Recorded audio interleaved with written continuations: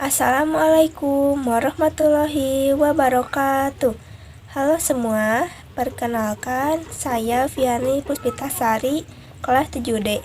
Saya dari sekolah SPN 1 Katapang. Nah, di sini saya akan membuat tugas video tentang renang. Nah, jadinya di sini saya akan menjelaskan dan membahas pengertian renang. Seperti apa itu renang, bagaimana renang, ciri-ciri renang, macam-macam gaya renang, manfaat renang, dan pengertian renang lainnya. Nah, di sini saya akan menjelaskan dulu apa itu renang. Nah, pastinya kalian juga sudah tahu ya yang dimaksud dengan renang dan bagaimana itu renang.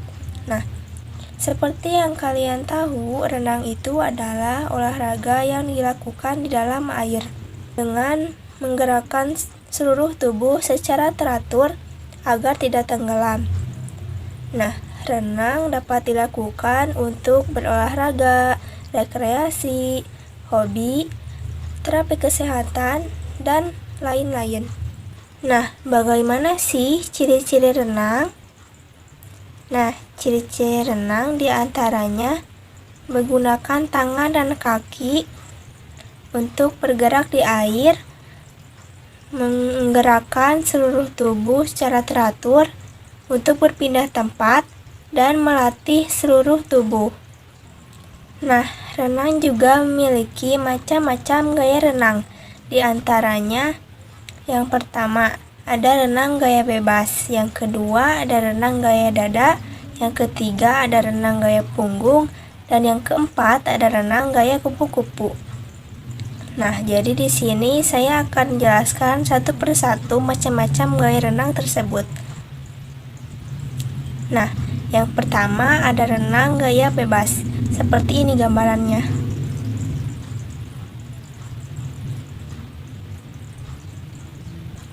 Nah, pada gambar tersebut, gaya bebas ini sering disebut sebagai renang gaya crawl.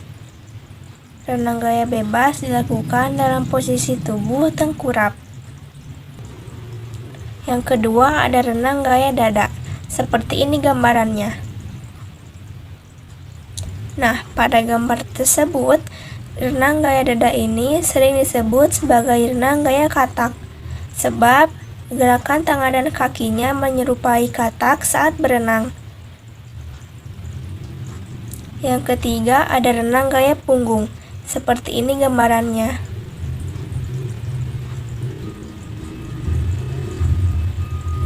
Nah, renang gaya punggung ini dilakukan dalam posisi tubuh terlentang.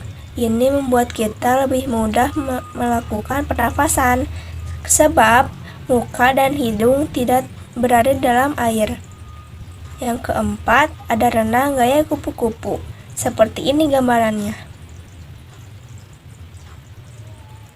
Nah, renang gaya kupu-kupu ini merupakan gaya renang terbaru yang diadopsi dari renang gaya dada. Gaya kupu-kupu menghasilkan kecepatan yang lebih baik dibanding gaya dada. Nah, tetapi membutuhkan tenaga yang lebih ekstra. Nah, sekarang saya akan menjelaskan manfaat renang.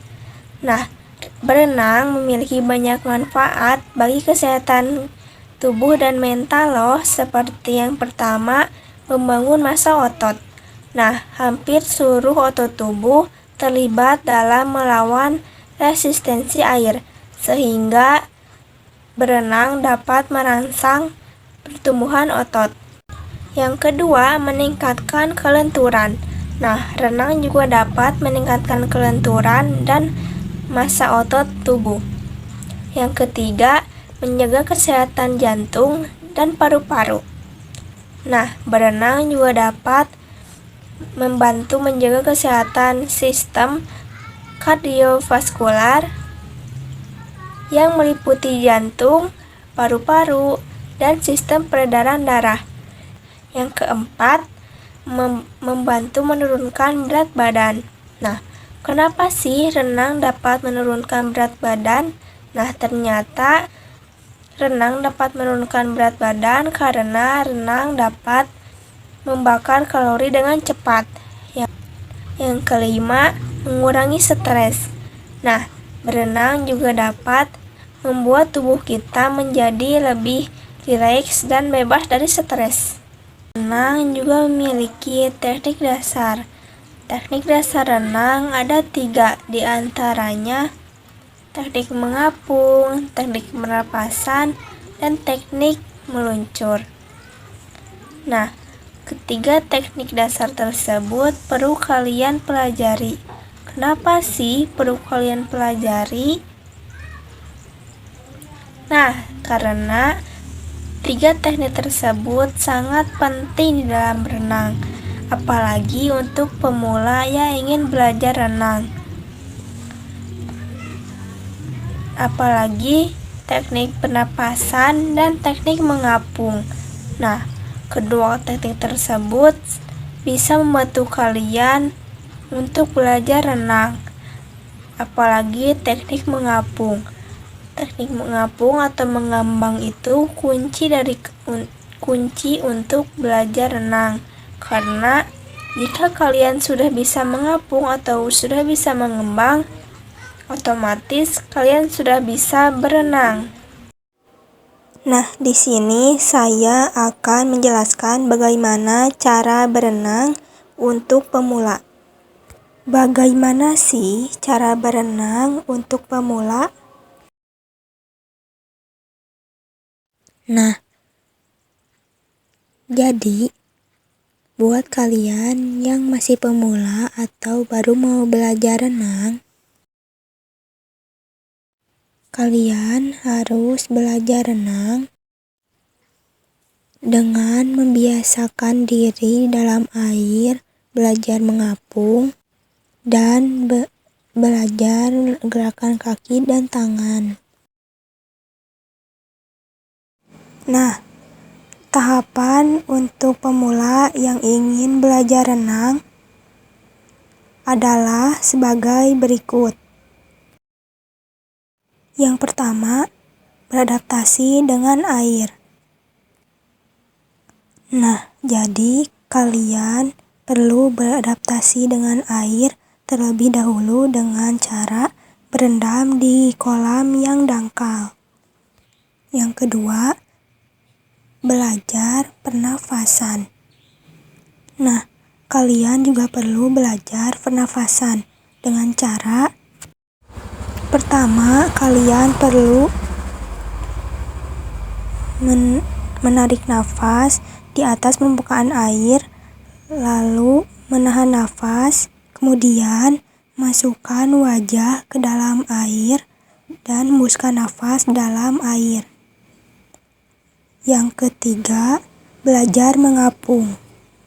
Nah, buat kalian yang masih pemula atau baru mau belajar renang, kalian perlu belajar mengapung terlebih dahulu. Karena mengapung atau mengembang itu di dalam renang sangat penting. Apalagi untuk kalian yang masih pemula yang ingin belajar berenang. Kalian perlu belajar mengapung atau mengembang terlebih dahulu.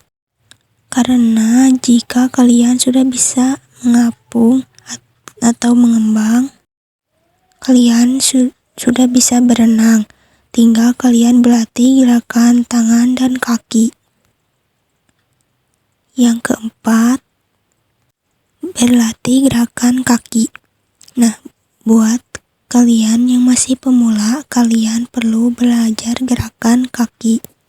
Karena berlatih gerakan kaki ini sangat penting untuk bergerak di air dan berpindah tempat di air. Yang kelima, berlatih gerakan lengan dan tangan. Nah, berlatih gerakan lengan dan tangan sama seperti berlatih gerakan kaki. Berlatih gerakan lengan dan tangan juga sangat penting untuk kalian berpindah tempat di air dan bergerak di air. Yang keenam, nah, kalian perlu belajar posisi tubuh saat meluncur. Nah, perlu kalian perhatikan dan perlu kalian pelajari. Jika kalian baru belajar berenang, kalian harus mempelajari dulu posisi tubuh saat meluncur. Nah, posisi tubuh saat meluncur itu harus benar-benar baik atau harus sangat benar. Karena jika kalian tidak benar posisi tubuhnya, kalian akan merasakan sakit saat masuk ke kolam. Terus, meluncurnya pun tidak akan benar atau tidak akan stabil. Jadi, perlu kalian berlatih dulu posisi tubuh saat meluncur. Nah, sekarang saya akan menjelaskan peraturan-peraturan dan hal yang harus dihindari pada saat tempat berenang. Nah, pastinya kalian sudah pernah mengunjungi suatu tempat berenang kan? Dan pastinya di tempat berenang itu memiliki peraturan-peraturan dan hal yang perlu dihindari. Peraturan-peraturannya seperti tidak boleh membuang sampah sembarangan. Nah, kita tidak boleh membuang sampah sembarangan di tempat berenang. Karena jika kita membuang sampah sembarangan di tempat berenang, itu sama saja kita mencemari lingkungan tempat berenang. Jadi, sebaiknya kita membuang sampah pada tempatnya di tempat berenang tersebut. Kedua, jangan berlari di area kolam. Nah, kita tidak boleh berlari-lari di area kolam. Karena itu sangat berbahaya, apalagi jika area kolam tersebut sangat licin. Jadi, kita tidak boleh berlari-lari di area kolam tersebut, karena itu sangat berbahaya. Bisa saja membuat kita terjatuh lalu terluka. Yang ketiga, jangan memanjat dinding kolam yang licin. Nah, itu juga sangat berbahaya untuk kita. Misalkan kita ingin pindah tempat berenang atau sudah selesai berenang, pastinya kita memanjat dinding kolam kan? Nah, tapi jika dinding kolam tersebut licin, sebaiknya kita jangan memanjat dinding kolam tersebut, karena sangat berbahaya sekali. Itu bisa membuat kita terjatuh lalu terluka juga. Nah, ada satu hal yang perlu kita hindari pada saat berada di tempat berenang. Ini sangat berbahaya jika kita masih pemula dan masih baru belajar berenang atau bahkan tidak bisa berenang. Jadi, hal yang harus dihindarinya adalah berenang di kolam yang dalam. Nah, itu sangat berbahaya sekali untuk orang yang baru pemula atau baru belajar renang, bahkan tidak bisa berenang. Nah, jika kita belum bisa berenang, kita jangan berenang di kolam yang dalam tersebut, karena itu sangat berbahaya. Bisa saja kita tenggelam dan tidak ada yang menolong kita. Jadi sebaiknya, jika kita masih pemula atau belum bisa berenang, sebaiknya kita berenang di kolam yang dangkal saja. Namun, jika kalian sudah jago berenang atau sudah bisa berenang, kalian boleh saja berenang di kolam yang dalam dengan hati-hati. Tetapi untuk orang yang belum bisa berenang atau masih pemula, itu sangat berbahaya. Jadi untuk orang yang masih belajar berenang atau belum bisa renang, sebaiknya berenang di kolam yang dangkal saja. Nah, cukup sekian penjelasan dari saya. Mohon maaf jika videonya banyak yang dipotong-potong karena saya buat video ini di waktu yang berbeda. Makanya videonya dipotong-potong seperti ini. Mohon maaf sekali ya. Dan mohon maaf jika ada kesalahan pada saat berbicara. Terima kasih sudah menonton video saya. Semoga video ini bermanfaat dan sangat membantu kalian semua. Sekian dari saya. Wassalamualaikum warahmatullahi wabarakatuh.